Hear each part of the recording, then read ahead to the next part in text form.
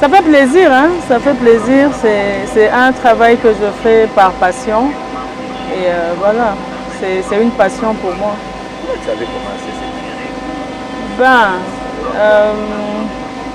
j'ai toujours eu un faible pour le volant depuis toute petite. J'ai commencé comme étant chauffeur d'abord. J'ai été chauffeur dans deux ONG à l'est du pays. Et puis après, j'ai travaillé dans le programme Ebola. Après, on avait déclaré fin Ebola et je me suis dit, bon, je vais avoir un souvenir de l'argent que j'avais gagné. Et je me suis envolée pour la Côte d'Ivoire, à Abidjan, pour faire une formation. Le but, c'était d'être formée sur le remorque, au fait, parce que je voulais valoriser le métier en question. Et arrivé là-bas, il y a eu des petites complications. Par rapport à leur permis, il fallait attendre minimum un mois. Et ces temps-là d'attente, l'auto-école avait des engins. Ils formaient aussi les conducteurs. C'est comme ça que je me suis dit, bon, pourquoi pas? Il y a une femme qui était aussi en train d'apprendre, Florence. Elle m'a inspirée, je me suis dit, pourquoi pas? C'est comme ça que ça a commencé. Hein. Quelles sont les difficultés en tant que femme que vous rencontrez dans ces travaux, dans ces métiers? Vous savez, ces métiers, c'est un métier jugé d'homme. Bon, même si moi je n'y crois pas, je me dis qu'il n'y a pas de métier pour les hommes et pour les femmes, non, il n'y a pas de différence. Mais c'est un métier jugé d'homme et il y a des hommes qui pensent que comme tu es là, eux ne peuvent pas avoir du travail. Vous voyez, il y a d'autres qui pensent que vous êtes là parce que tu es une femme, que tu ne mérites pas, que tu as été favorisée et tout, voilà. Ce sont des difficultés qu'on rencontre. Et être souvent la seule femme parmi les hommes, ça n'a jamais été facile. Il faut savoir comment s'imposer, comment, voilà. On rencontre pas mal de difficultés. Dans ces chantiers, vous êtes combien de femmes? Sur ces chantiers, je suis la seule femme conductrice. Et il y a tant d'usagers ici. Hein? Oui, il n'y a que des hommes. Je suis la seule femme. Tu t'intègres facilement? Ouais. C'est pas très difficile parce que j'ai grandi plus avec les hommes qu'avec les femmes à la maison.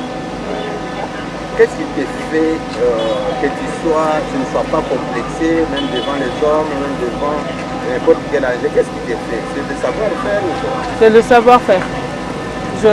Je connais mon travail. Je ne m'en vante pas, mais je connais mon travail. Je sais qu'est-ce que je dois faire, voilà, quand est-ce que je dois le faire. Et ce complexe-là part directement. Je pense que ça peut être là, ça n'a pas lieu d'être ces complexes. Ouais. Quel bilan faites-vous de la femme congolaise aujourd'hui? Quel bilan faites-vous? Bon, je la trouve quand même épanouie par rapport à hier. Elle est épanouie, elle a compris beaucoup de choses. La journée de la femme, ce n'est plus le port de panne le 8 mars. Aujourd'hui, c'est autre chose. Les femmes comprennent leur position dans la société. Aujourd'hui, nous avons notre Premier ministre qui est une dame. Nous avons des femmes conductrices comme moi. Vous voyez, c'est une fierté. Je me dis qu'elle a évolué, la femme congolaise. Vous projetez quoi à l'avenir? Je ne veux pas être seule dans ce métier. J'ai envie d'avoir des élèves, s'il faut le dire comme ça, que je puisse former. Ça m'est arrivé de former, mais les hommes. Je n'ai pas encore formé une dame. C'est vrai que j'avais commencé avec une dame, mais ici, la circulation, vous voyez sur le chantier, c'est pas facile d'apprendre ici. Donc, j'ai un projet de faire un centre de formation qui sera ouvert. Les portes seront ouvertes plus pour les femmes. En fait. Ouais, je veux qu'on soit nombreuses, mais bon, jusque-là, nous n'avons pas encore assez de financement pour ça. Et voilà, donc on attend le bon moment dès que possible. Les autorités devraient déjà à Kinshasa, je ne sais pas, mais je ne pense pas qu'il y a un centre de formation ici. S'ils peuvent faire ça, ça sera très très bien. Parce que moi, j'ai quitté Kinshasa pour la Côte d'Ivoire. pour cette formation. Ici, ça n'existe pas.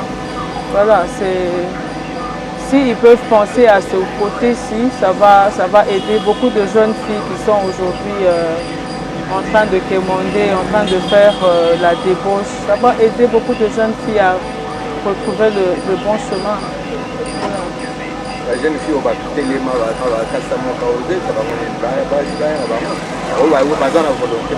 kokasa muka eza na sens ne.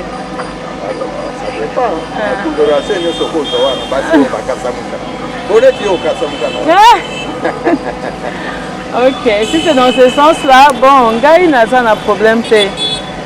Je suis très ouverte. Je ne veux pas rester seule, comme je l'ai dit tout à l'heure. Ça fait plaisir de voir des gens que tu as formés travailler aujourd'hui. C'est comme aujourd'hui, j'ai, comme on les appelle, Bana. Nazana Bana o Nabimisa. Et quand ils travaillent, ça me fait du bien. Quand on dit c'est elle qui m'a formé, c'est un homme grand de taille costaud. Il dit c'est ma maman, c'est elle qui m'a formé. Ça fait toujours un bien fou.